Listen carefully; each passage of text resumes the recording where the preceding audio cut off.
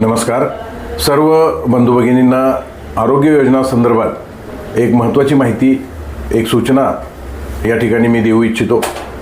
आपल्या सर्व नागरिक बंधू भगिनींना भारत सरकारच्या वतीनं आयुष्यमान भारत हे कार्ड दिलं जातं.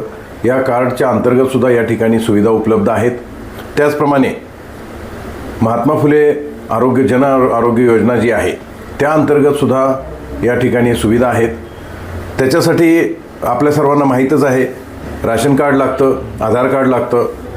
पेशंट जो आहे त्या पेशंटचं नाव त्या राशन कार्डमध्ये असणं गरजेचं आहे.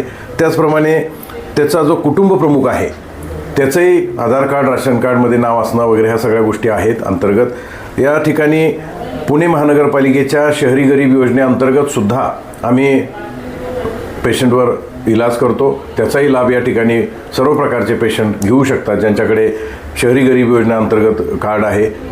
त्याचप्रमाणे कामगार योजनेअंतर्गत येणाऱ्या विविध प्रकारच्या स्कीम्स ज्या महाराष्ट्र आणि भारत सरकारच्या आहेत त्याही आमच्या इथं उपलब्ध आहेत. अगदी पुणे महानगर परिवहन जे मंडळ आहे PMPL त्या अंतर्गत काही स्कीम आहेत त्याचाही लाभ घेता येतो.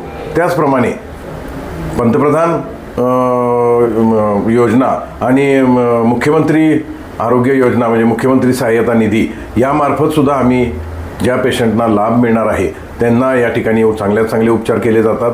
तर सर्व नागरिक बंधू भगिनींना विनंती आहे की आपण ज्या शहरी किंवा ग्रामीण महात्मा फुले आयुष्यमान भारत ज्या योजनेमध्ये आपण येत आहात त्या योजनेचं कार्ड, त्या योजनेची कागदपत्र प्रत्येक नागरिकांनी आपल्याबरोबर आपली तयार करणं हे आज गरजेचं आहे. कारण दिवसेंदिवस वैद्यकीय सुविधा या महाग होत चाललेल्या आहेत. कारण वेगवेगळ्या टेस्ट, वेगवेगळ्या डॉक्टरांचे जे उपचार पद्धती, नवीन उपचार पद्धती ह्याच्यासाठी पूर्वीपेक्षा खर्च निश्चितपणे जास्त येतो. पण आपण जर ह्या सर्व ज्या महाराष्ट्र सरकारच्या, भारत सरकारच्या, पुणे महानगरपालिकेच्या योजना आहेत त्याचा आपलं कार्ड, आपलं त्या ठिकाणी रजिस्ट्रेशन जर आपण तयार केलं तर निश्चितपणे आम्ही ती सुविधा आपल्याला देऊ.